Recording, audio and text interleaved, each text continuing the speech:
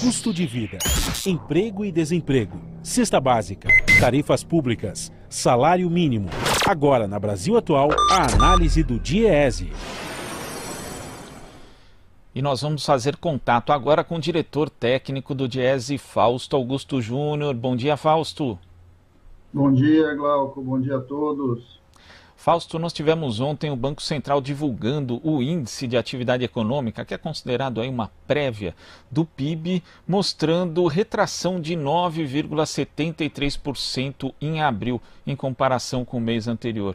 De acordo com as informações do Banco Central, essa foi a maior queda do indicador desde o início da sua série histórica em janeiro de 2003, ou seja, pouco mais de 17 anos. As previsões para a economia continuam cada vez mais sombrias, Fausto. Sim, Glauco, esse é mais um número que vem aparecendo, mostrando as dificuldades que a economia brasileira está passando, né? A gente já teve recente nessa semana a questão dos números do comércio, os números da indústria, e esse é mais um indicando que a queda desse ano deve ser uma queda recorde. Pelo menos é isso que tudo indica já há algum tempo. Isso é mais um exemplo do que a gente vem falando desde o começo da pandemia, que essa separação ali entre o enfrentamento da crise pandêmica e da economia como se fossem algo separados, né? Algo que o governo o tempo todo insistia em fazer essa oposição entre a vida e a economia, não faz o menor sentido. Quanto menos a gente de fato encarou o problema da pandemia e o problema ali que a gente está vivendo sanitário, pior tem ficado a economia, né? As expectativas dos agentes econômicos são sempre ruins. Você tem uma instabilidade porque você de fato não sabe quando é que vai acabar essa crise. No momento, você nunca, o tal chamado pico da curva nunca chega. Cada dia que passa, o número de mortos aumenta. Isso vai, de certo modo, corroendo boa parte da nossa base econômica. Nós já estamos sentindo, de certo modo, em todos os indicadores isso. Muito provavelmente na próxima semana a gente já deve estar começando a olhar alguns indicadores mais objetivos em relação a maio e que vai se confirmando como talvez o pior mês aí do ponto de vista econômico da nossa história. E é inevitável que o impacto disso já está, né, no conjunto da população, em especial na perda de renda e na perda dos postos de trabalho. E, Fausto, a gente vai vendo essa evolução das previsões por parte de diferentes institutos e elas vão piorando com o passar do tempo, né? A gente teve aqui 13 de maio o governo estimando uma queda de 4,7% para o PIB de 2020, o Banco Mundial depois fez a previsão de queda de 8%, né, do PIB brasileiro, o FMI de 5,3%, economistas do mercado financeiro já estimaram aí algo em torno de 6,5%, só que esses números não melhoram e existe aí uma certa inação do governo em relação justamente à tomada de medidas necessárias não só para esse período da pandemia, mas também no pós-pandemia, Fausto. Então, Glauco, que agora eu diria que a gente está num daqueles momentos mais complexos ainda, porque algumas medidas que foram conquistadas por dentro do controle do Congresso Nacional, que foi o abono emergencial, que foi ali a medida 963, né, a 936, que de alguma forma está ali injetando um conjunto de recursos nas empresas para pagar salário, a própria medida que não saiu, que foi aquele empréstimo em folha de pagamento.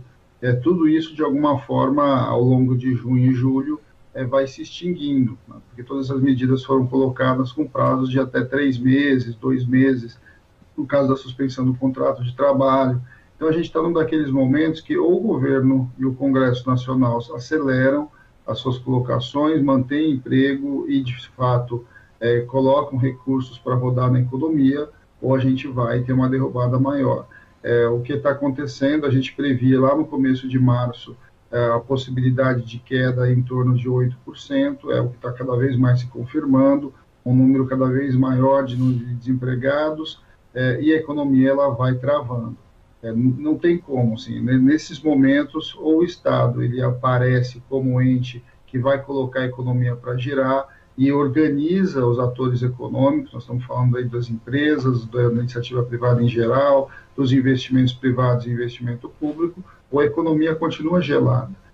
E é mais do que isso, se a gente não tomar muito cuidado, nós caminhamos de uma recessão para uma depressão econômica, ou seja, em que todas as estruturas econômicas elas começam a se inviabilizar, né? Elas começam a se deteriorar de maneira muito acelerada. Eu acho que se o governo não fizer algum movimento muito rápido, a gente provavelmente vai perder esse ano do ponto de vista econômico e muito provavelmente o ano que vem e parte do ano seguinte. A gente tem que olhar com bastante atenção. É o país que está em jogo. Nós precisamos colocar discussões muito sérias do ponto de vista para os rumos desse país, e o que a gente tem visto está bem diferente disso, né? A gente está vivendo uma instabilidade econômica, uma instabilidade política muito grande.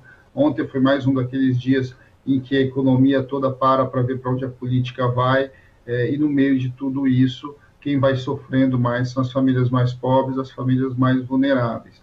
Neste momento, Glauco, é urgente o debate da gente manter o abono emergencial.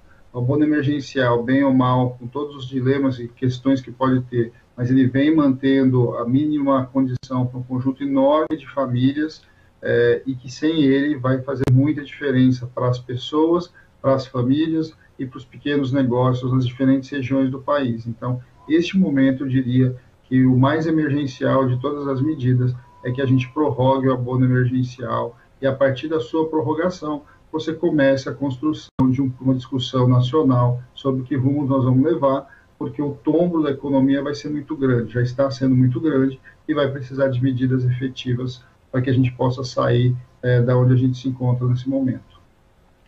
Tá certo, Fausto, muito obrigado pela sua participação no Jornal Brasil Atual. Bom final de semana.